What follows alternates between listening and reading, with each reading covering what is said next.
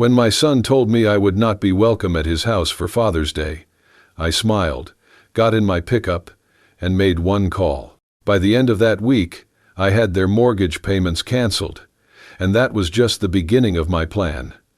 Justice must be restored, and arrogance punished. You wouldn't believe what I did next. Before I go on, go ahead and subscribe to the channel, and let us know in the comments where you're listening from. The story began on a June afternoon, right there in Andrew's sunlit living room in Denver.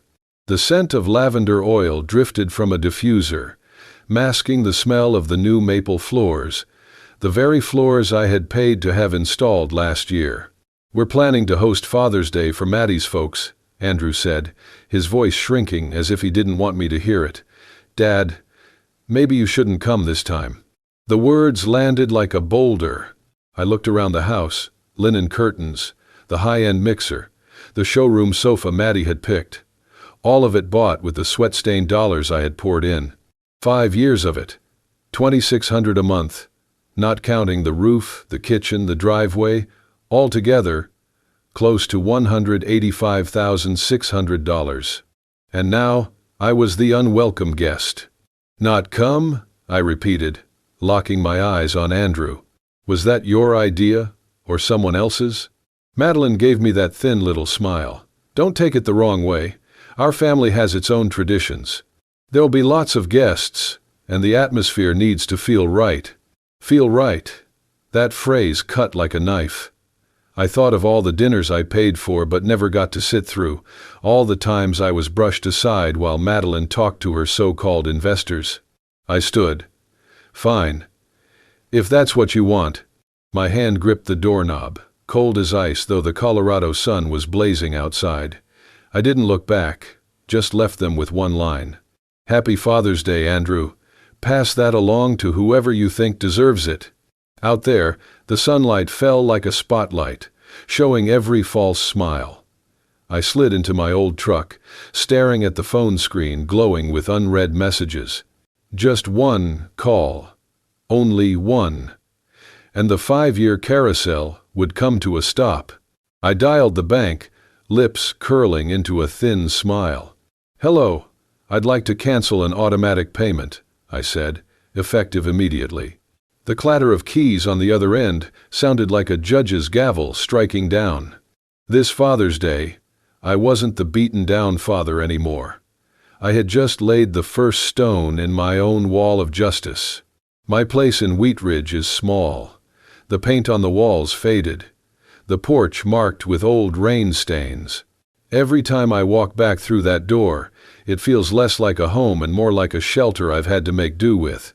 But at least it belongs to me. No one can tell me to leave. No one can dress it up with fancy words and push me aside. I pulled open the oak drawer, dragging out the stack of papers I had shoved in there years ago. Bank statements, repair receipts, credit card slips. A mess, yes, but every sheet a piece of proof. Proof that I had fed Andrew and Madeline's house with my own sweat. I spread them out across my wobbly kitchen table. The same table with a leg so short I had to wedge a scrap of wood under it just to make it stand. I couldn't afford a new table, not with every spare dime sunk into their polished kitchen. The irony wasn't lost on me. The old calculator rattled as I punched in the numbers. $2,600 every month. 12 months in a year. 5 years straight. The figure blinked back. $156,000. I let out a bitter chuckle. $156,000. Nearly double what Linda and I had once saved for retirement, before cancer took her away. But I wasn't done. The roof replacement after that winter storm. $11,200. The European gas stove Maddie couldn't live without. $8,500. The garage door system and driveway repairs. $9,900. Grand total, $185,600. I sat there silent, the late afternoon sun slanting through the window, casting long shadows over the papers like a gravestone. Every number was another blade carving itself into memory. This was the price tag of fatherhood sold cheap. I stood, reached into the cabinet, and pulled out the bourbon I'd been saving, poured a glass, downed it hard. The burn traveled all the way down, searing away the bitterness for a moment. Then I gathered the papers, every bill, every statement, and dropped them into an old steel drum out back. The match caught quickly, flames licking up with a crackle, the sound like laughter mocking me for 5 wasted years. Smoke curled skyward, carrying away $185,600, and every illusion I'd had about a grateful family. I muttered it like a vow.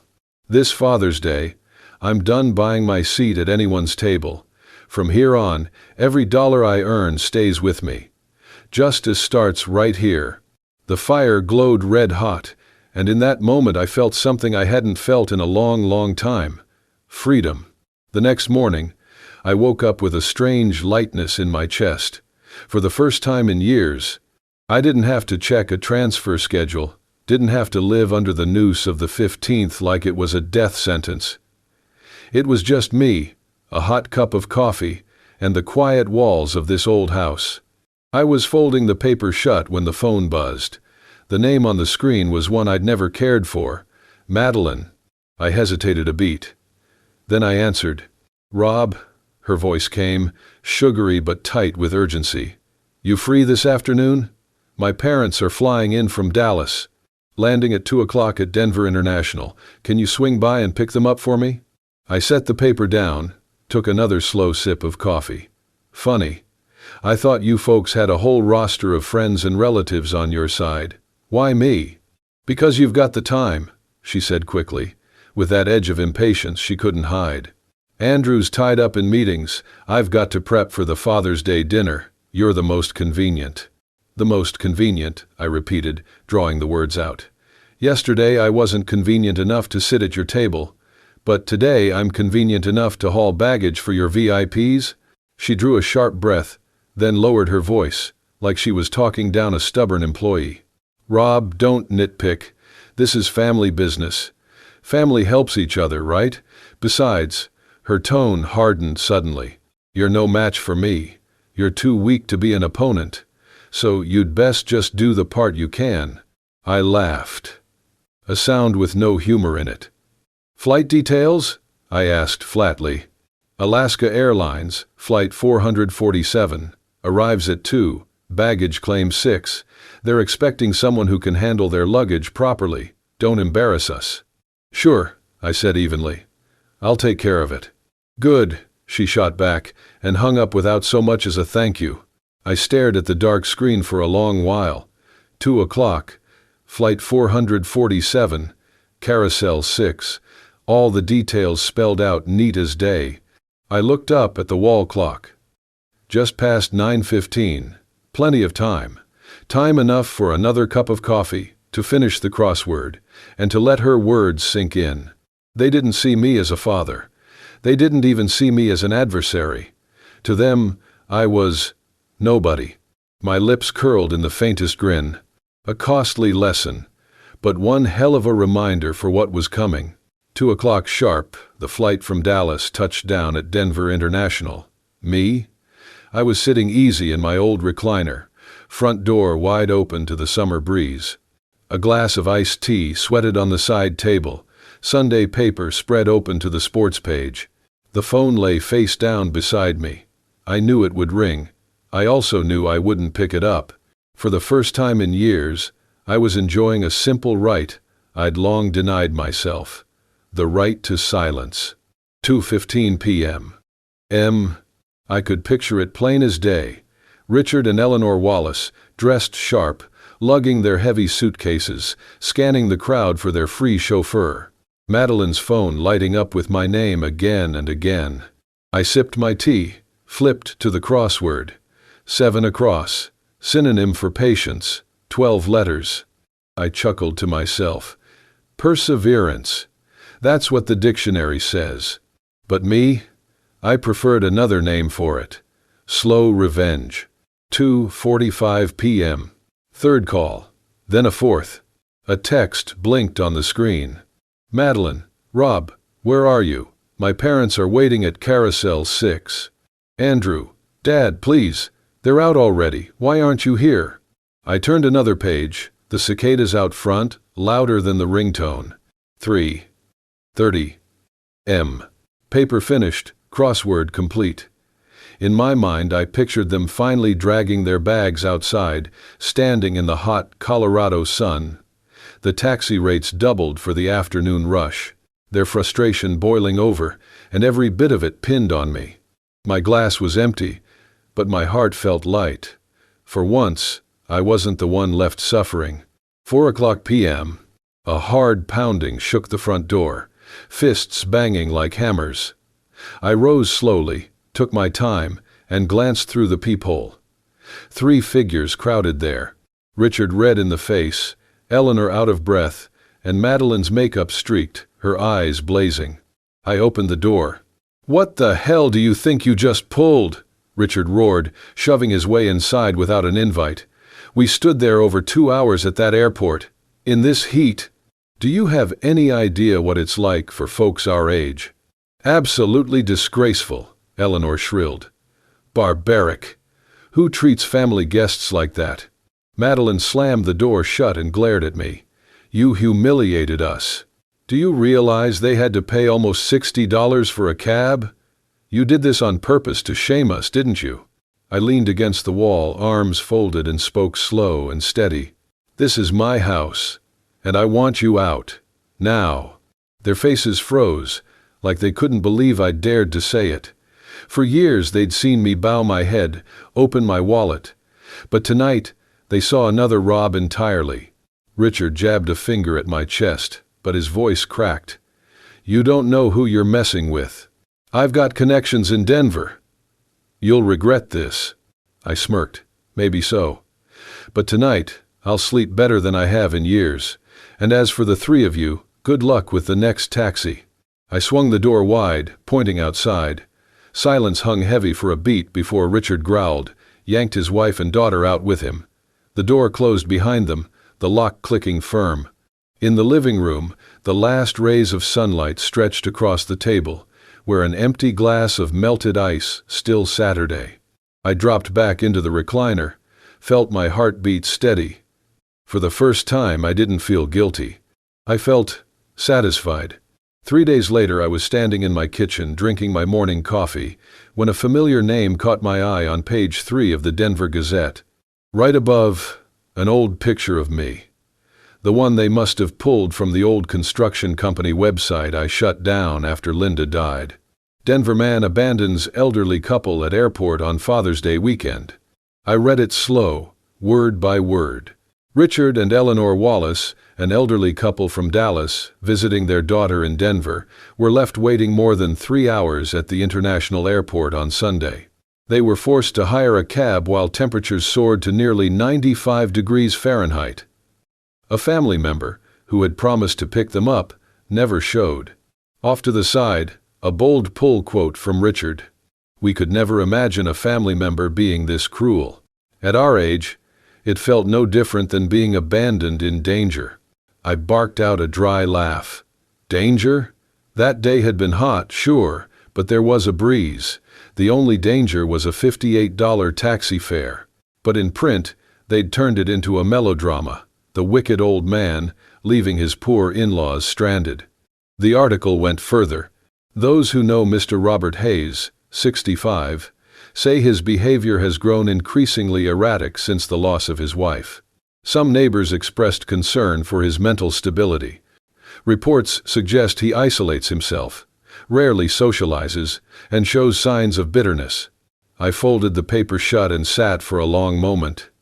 They'd played the smear card, not just twisting the story, but painting me as some unstable old crank. Alone, bitter, unhinged. Out the window, neighbors still walked their dogs. Kids pedaled their bikes down the sidewalk. No one knew I was that villain on the morning paper. But I knew this wasn't a one-off. Richard Wallace used to chair a local bank board. He had his circle of friends, men in suits who traded reputations like currency. This article wasn't random, it was planted.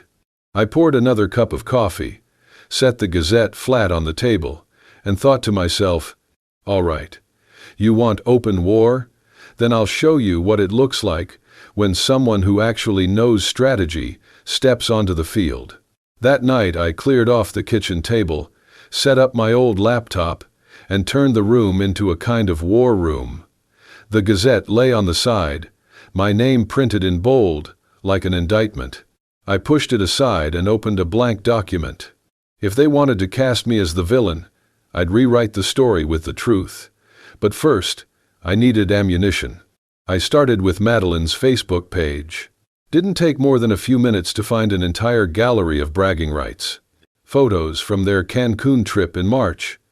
Her holding a cocktail on the beach, captioned, "Grateful for this beautiful life." A story showing off a Tiffany's necklace. A surprise gift from Andrew, which I knew damn well I'd financed, since Andrew had claimed he couldn't make the mortgage that month. Post after post of the brand new kitchen. Love our European-style kitchen. Number, Dream Home. The very same kitchen I'd signed my credit card for. I downloaded every one. Eleanor Wallace's Instagram was filled with charity galas, wine tastings, snapshots in front of their Dallas estate with the hashtag #classy. That class was built on my checks. But Andrew's LinkedIn was the missing puzzle piece. A recent connection to Patricia Monroe, reporter for the Denver Gazette. My eyes narrowed. Richard Wallace hadn't just called in favors, he'd run the smear through his daughter's husband, my own son, as the bridge. I yanked open the drawer and pulled out every bank statement. Each page was a wound I'd lived through, but now they were evidence. $2,600 a month times 60 months equals $156,000. Roof repair, $11,200. Kitchen remodel, $8,500. Garage and driveway, $9,900. Total, $185,600. I circled the final number in red ink, bold and heavy. Beside it, I taped a photo of Madeline raising her champagne glass in that gleaming kitchen. A perfect portrait. Truth staring down the lies. Piece by piece, I assembled a thick dossier. Bank records, receipts, credit card bills, screenshots from their social media, and that Gazette article marked up in red. Lie. No proof. Fabricated. Then I glanced at the wall calendar. June 16th. Just one day. Until Father's Day. I'd already seen Madeline's invite on Facebook. Father's Day dinner at our place. Family, friends, neighbors. Can't wait to celebrate Andrew. I laughed out loud. They'd cut me out of Father's Day, then used it as a showcase. I zipped the dossier into an old leather briefcase, the way a lawyer might before stepping into court. "All right," I muttered to myself. "Tomorrow, at your grand dinner table, the truth is going to be served as the main course." June 17th. The Denver evening sun burned bright, lighting up quiet rows of houses as if nothing in the world were amiss. But in the leather briefcase at my side lay a storm heavy enough to tear a family apart. At 6 o'clock sharp, I pulled my old pickup up to Cherry Creek, the neighborhood where Andrew and Madeline's house glowed like a showroom. Cars lined the street. Through the windows I could see the long dining table laid with a white cloth, crystal glasses sparkling, roses standing tall in polished vases. Laughter spilled out, the sound of a perfect family. I killed the engine, took the briefcase, and walked to the door. Each step landed like the strike of a gavel. The front door wasn't locked. I turned the handle and walked in. The dining room froze. Andrew's wine glass nearly slipped from his hand. Madeline's hostess' smile shattered mid-air. Richard and Eleanor's eyes widened as though they'd seen a ghost. "Good evening," I said evenly, letting my voice carry through the room. "I hope no one minds if I stop by to wish everyone a happy Father's Day." For a few long seconds, no one breathed. A neighbor whispered, "Who is that?" Madeline inhaled hard, forcing composure. "Rob, this isn't the time. You need to leave." I gave her the faintest smile, set the briefcase down on the buffet table beside the roses. "Oh, I'll be on my way soon enough. But before I do, I think your guests deserve a taste of the truth." I opened the case and pulled out neat stacks of folders, one for each guest. The shuffle of paper filled the silence. I circled the table, placing a packet before every plate. "These are my bank transfers," I said. $2,600 a month, every month, for 5 years. That's $156,000. Here's the receipt for the roof. $11,200. Kitchen remodel. $8,500. Garage and driveway. $9,900. Total. $185,600. I stopped behind Andrew, resting my eyes on him, then sweeping them across the room. "That's what I paid to build this house you're all sitting in.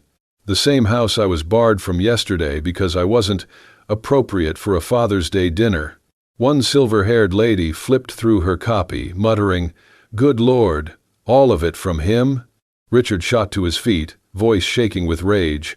"This is family business. None of you have any right to meddle." I pulled another set of papers from the briefcase. The Gazette article, scribbled with my red notes. "Family business? Then why'd you drag it into the public square 3 days ago? Why paint me in print as some unstable old man who left you stranded at an airport?" The room broke into murmurs. A man across the table fixed his gaze on Richard. "Is that true, Wallace? You really spun a story to tear down your son's father?" Eleanor jumped in, her voice pitched high. "He's twisting things." I held up my phone, swiping through photos on the screen. Madeline on a Cancun beach with her cocktail. Madeline showing off her Tiffany necklace. Madeline grinning in the brand new kitchen, captioned, "Number Dream Home." "Twisting things?" I asked, my tone low and steady. "And what paid for all this luxury?" $185,600 of my dollars. Then, when I stopped paying, they turned me into a monster in the paper. Andrew hadn't said a word. His face had gone pale. His hand clenched so tight around his glass the stem looked ready to snap. People turned to him, waiting for a denial. But he stayed silent, stripped bare, in front of them all. I zipped the briefcase shut with a sharp snap. "I'm not here to beg for affection. I'm here to set the record straight. You can go on with your dinner, but I won't be your silent sponsor anymore. So enjoy this Father's Day, because it'll be the last one you host on my dime." I turned and walked out. Behind me, the room erupted. Voices demanding answers. Madeline's frantic protests. Richard's barked denials. Eleanor's muffled sobs. The door closed at my back, and for the first time in years, I felt the ground firm under my feet. The moment I stepped outside, the late Denver sun hit my face, hot but strangely comforting. Behind me, through the lit-up windows, the noise boiled like a storm locked inside 4 walls.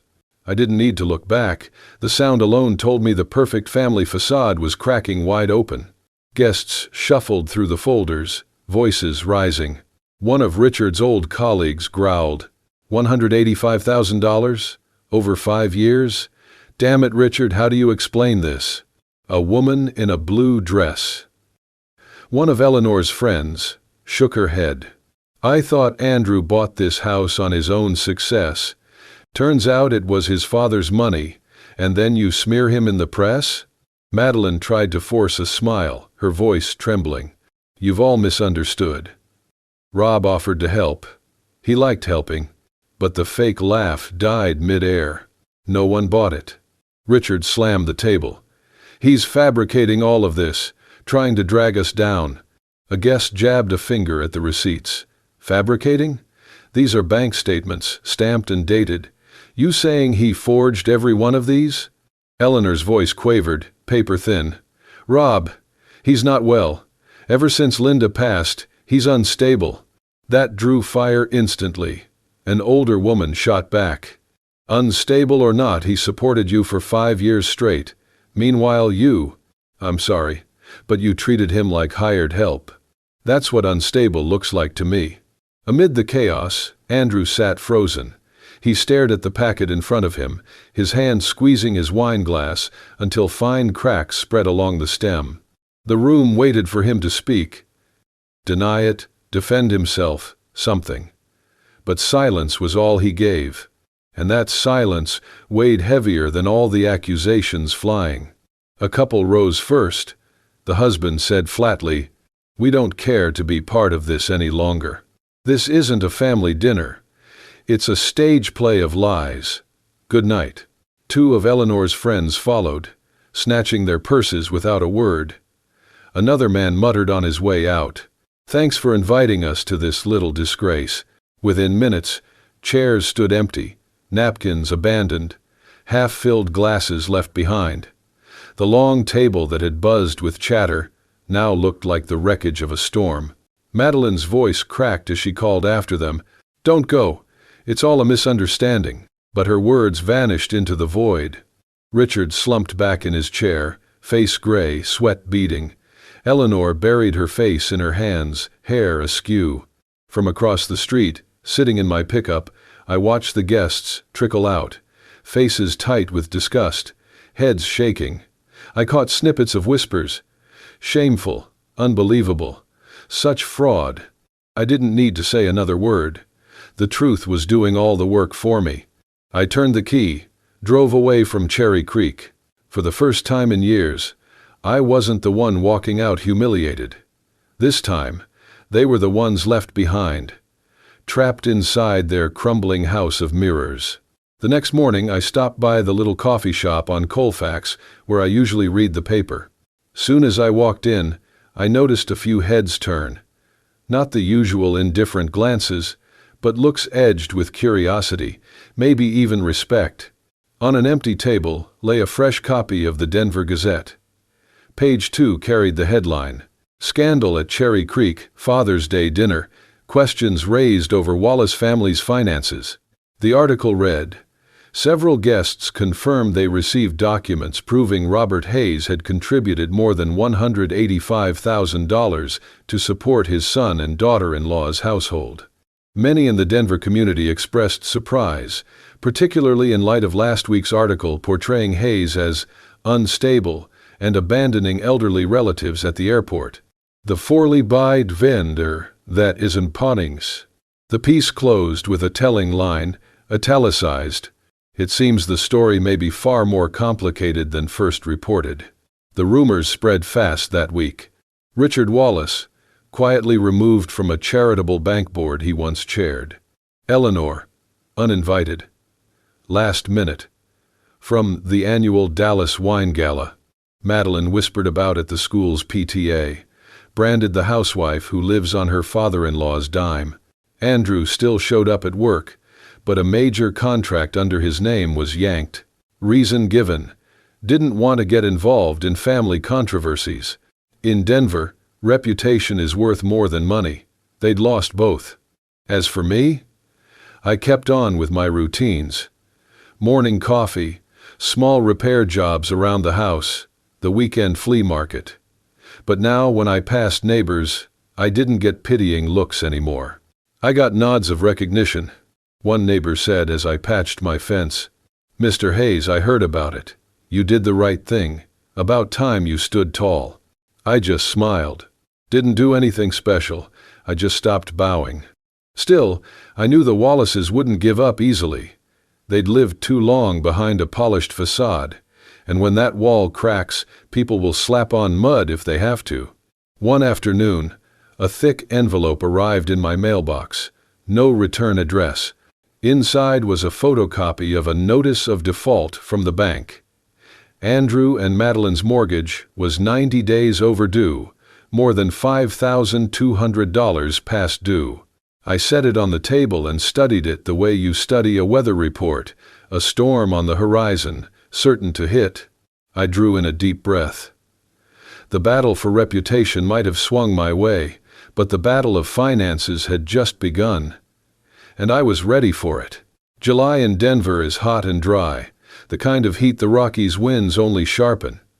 One early morning, just as I poured my first cup of coffee, came a hard knock at the door. The mailman in his blue uniform handed me a thick envelope and asked for my signature. Certified mail, notice of default. I tore it open right there at the kitchen table. The black print was neat, tidy, and sharp as a blade. Mortgage account 7421 is now 90 days past due. Total delinquent amount $7,800. Borrower has 21 days to pay in full, including interest and penalties, or foreclosure proceedings will begin. Name on the account: Andrew Hayes and Madeline Hayes. Address: that glowing Cherry Creek home. I set the paper down, took a slow sip of coffee. The bitterness was familiar, but the feeling wasn't. No panic, no dread, just calm.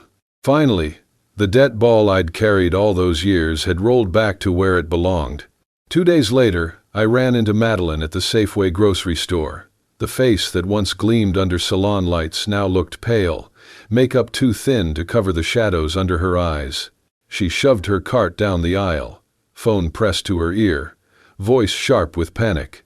"Andrew, I told you. We need your father's help. If we don't, we lose everything.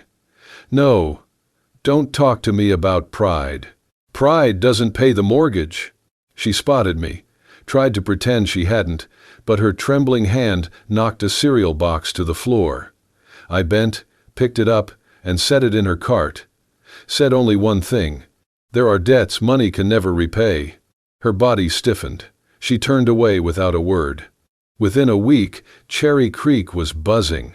Neighbors whispered that the Hayes house was about to be seized by the bank, just waiting on the notice to go public. People who once sipped wine in Richard and Eleanor's company now kept their distance, as if collapse might spread like disease. Andrew's shiny SUV stayed parked. He drove the old beater instead. The front lawn grew wild, mail piled up on the porch. A crooked sign appeared: "For sale by owner."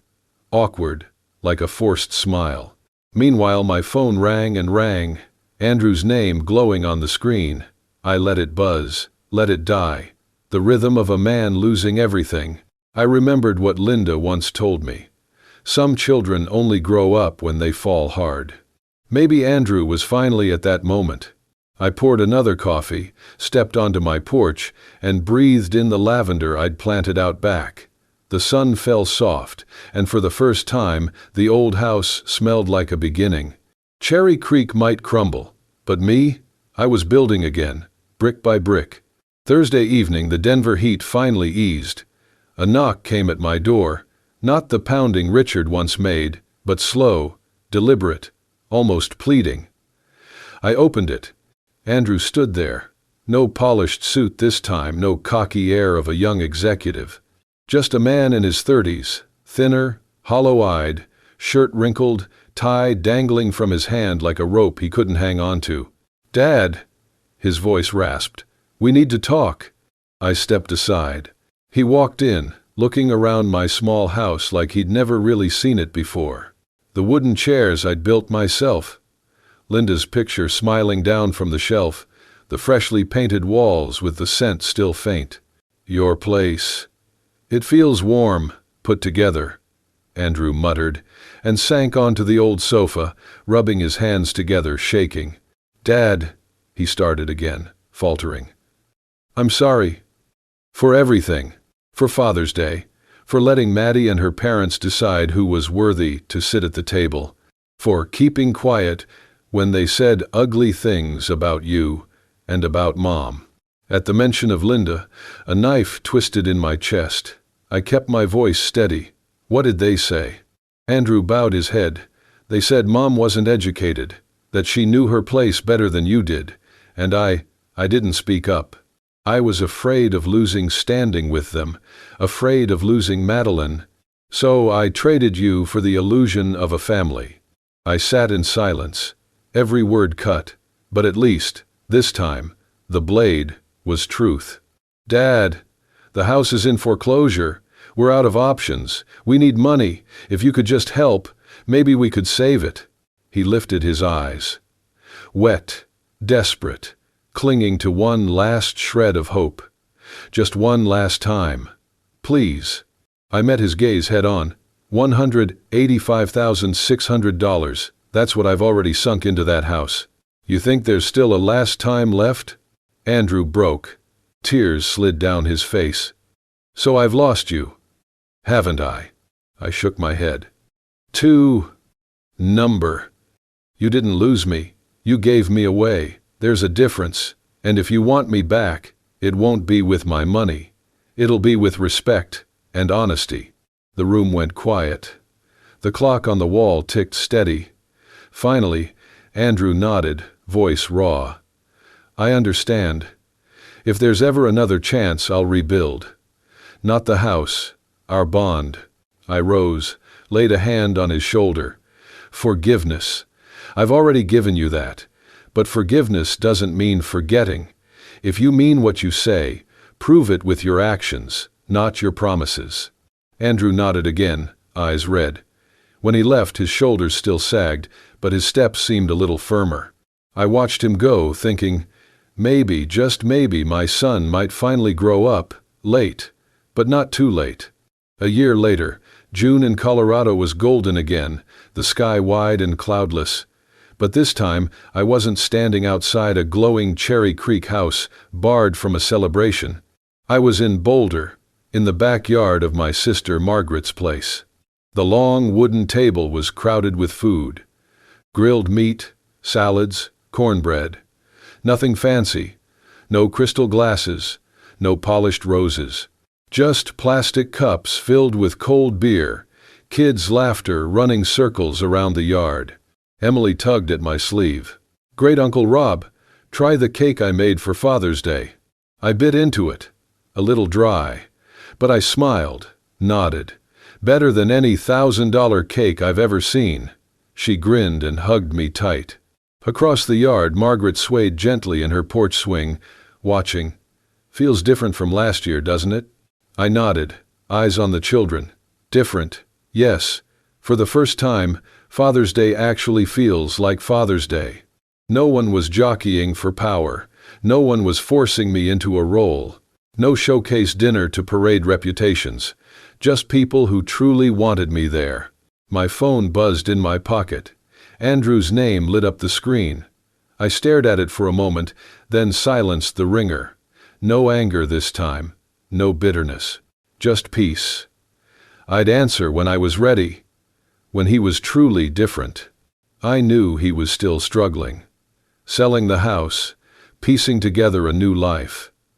And maybe one day, when the work showed in his steps, we'd sit together again. But today wasn't that day. Today belonged to the family right in front of me. As dusk fell, Margaret lit a small fire for marshmallows.